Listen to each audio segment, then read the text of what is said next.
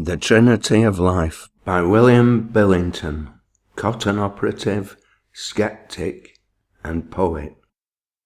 Proem. What is death, since sun and air time his kinsman must declare? What is life? A trinity, faith and hope and charity.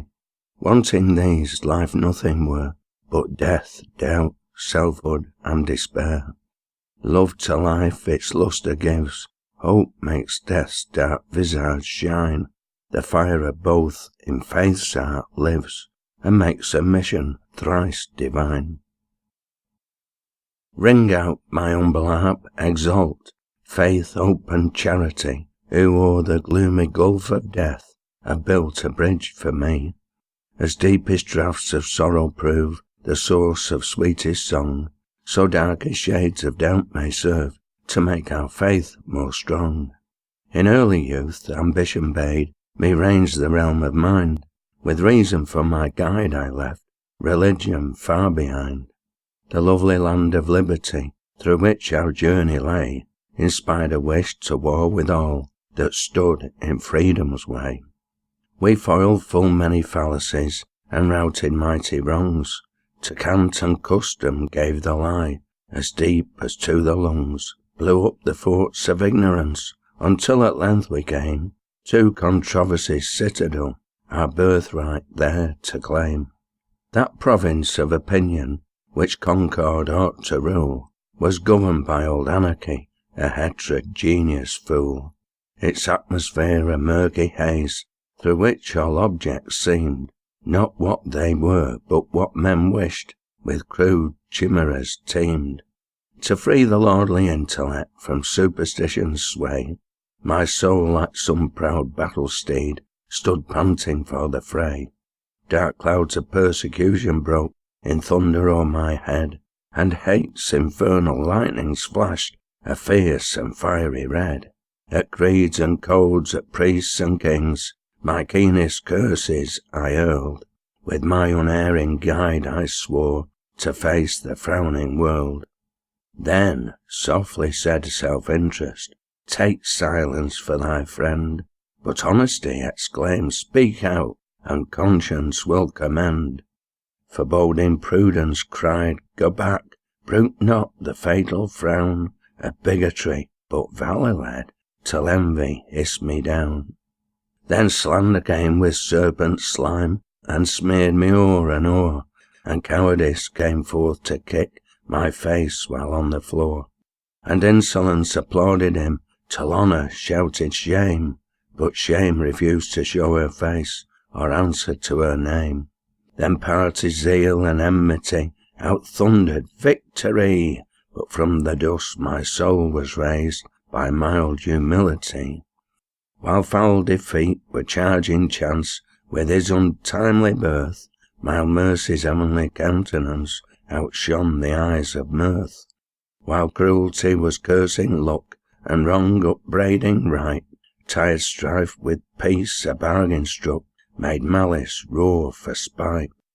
I bade farewell to vanity, but patiently pressed sincerity and duty to my overburdened breast. Suspicion whispered in my ear, young man, your guide is blind. I looked, and lo, he had one eye, but that was placed behind. And like experience he saw, not cause but consequence, less fit to lead the heavenly soul than serve the earthly sense. Remorse held up dark sorrow's cup, and bade me deeply quaff, when scorn with pride close by his side set up a sneering laugh. Despair brought me a rusty sword, and smiling said, be brave, take leave of life, there's naught but fear between thee and the grave. As years increase, joy's fountains cease to flow, whate'er fools deem. Yon Eden robe which wraps the globe is but youth's golden dream. Why in the house of discontent wilt thou remain a guest, and press the burning bed of pain, when here thou mightest meet rest? Down to the wormy vault of death I would have gone with gladness, rather than meet a fiend I saw, and feared his name was madness. A band of ruffians seized me then, I knew not what to do. for each one cried, I am thy guide, and Luke like reason too. Like some tall ship which tempest hath dismasted and unhelmed, my fainting soul by fighting facts was blinded and o'erwhelmed. As if the sea of night should burst the golden banks of day, truth's sun went out, yet thought's blind world went darkling on its way. The earth grew dark as Erebus, and heaven without its God seemed but an eidolon of earth, wild fancies weird abode. While through the dusty realm of doubt my spirit robes were trailed, the muse held up the lamp of love, but reason's rushlight failed. To fairy halls of poesy for succour soon I fled, and crossed her burning threshold by 3 unseen angels led. And there I swooned till wonder's moon had waned and will seemed dead. In the arms of awe I lay, nor saw, nor heard, till o'er my head shone a crown as bright as the arrowy light that wreathes the ebon brow of that phantom queen of shade and sheen, called night by men below. I felt that faith was with me, though I might not see her face, nor look upon those lineaments of more than mortal grace. Anon her sister Hope exclaimed, Sweet spirit, fear no ill. I groped and grasped the hand of God, and both were with me still. Then came their kinsmate Charity, that angel of the earth, and touched my heart, and all grew bright, the world blossomed as at birth. And when my soul waxed strong and whole, my heart rang out this theme, this Eden robe that girds the globe is not a glittering dream.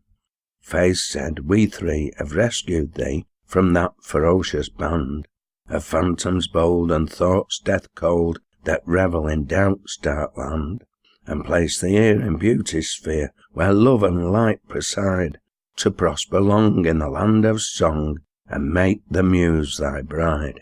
Here diamond seas and golden sands, star flowers on emerald sod, and sapphire skies sung by his eye, glow redolent of God.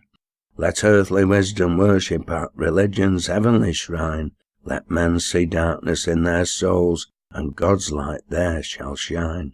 'Tis thus faith, hope, and charity, through passion's blinding haze, from folly's fane have led me forth to walk in wisdom's ways.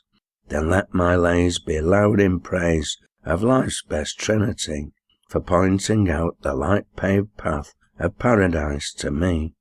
Let those bright 3 forever be the burdens of my rhyme, until the fatal sisters sing the funeral ode of time.